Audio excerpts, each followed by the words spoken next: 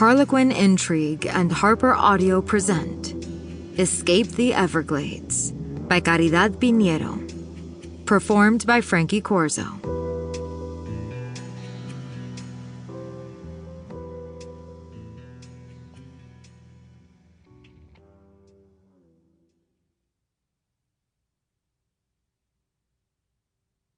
To all my friends at Liberty States Fiction Writers for their support and encouragement over the years.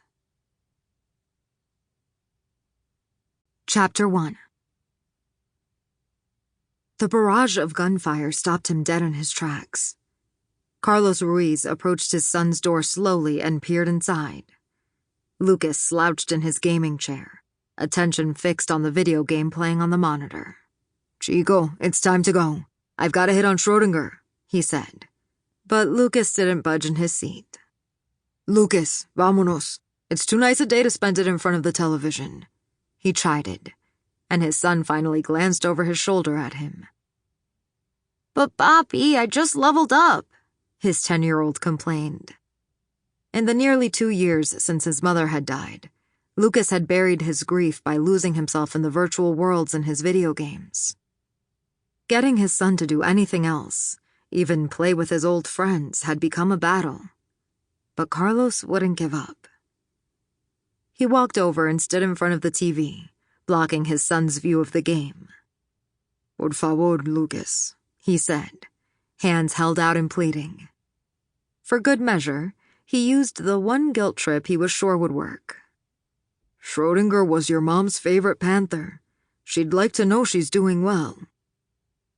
His son narrowed his gaze and said, "Isn't that the whole idea with Schrodinger? That the cat is both alive and dead?" "Sometimes you can be too smart, ¿sabes? Let's go. We're expecting rain later this afternoon." He reached behind him and shut off the television, ending the game and any further argument from his son. With a twist of his lips and roll of his eyes, Lucas dropped the controller and then shot to his feet. "No more tours today, Papi?" he said, a note of worry in his tone. Carlos shook his head. "Rain's keeping the tourists away, but all the boats were full this morning. We're doing fine," he said to alleviate his son's concerns. That was another thing that had changed since his wife's death. Lucas worried about almost everything. The grief counselor he'd taken Lucas to had said that was normal and would pass in time. But so far it hadn't, which bothered him. No 10-year-old should have such worries. He laid a comforting hand on his son's shoulder and matched his stride to Lucas's shorter one as they walked to the airboat parked at the dock. It was his personal boat that he'd rigged to hold a tablet he could watch as he piloted the boat through the Everglades. The tablet fed him the position of the female panther that had been tagged with a collar equipped with a GPS tracker. The software had let him know earlier that morning that Schrodinger was in the area, and with no afternoon tours, it was as good a time as any to try to see how the panther was doing. He helped Lucas onto the boat and handed him his life vest and the headset that provided hearing protection, as well as a two-way radio and microphone so they could communicate. After Lucas had belted himself into the seat, Carlos unhitched the ropes tethering the airboat to the dock, tossed them on board, and hopped up onto the operator's platform.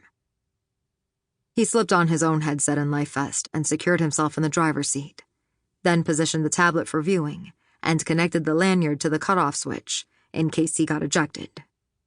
He powered up the engine and took a quick look at the assorted gauges to make sure all was in order. Satisfied, he stepped on the accelerator pedal and slowly navigated the airboat away from the dock. Keeping the boat in the higher water of the canal behind his property, he gradually increased the speed, staying alert for wildlife, hidden dangers like rogue cypress logs or alligators, and the position of the panther.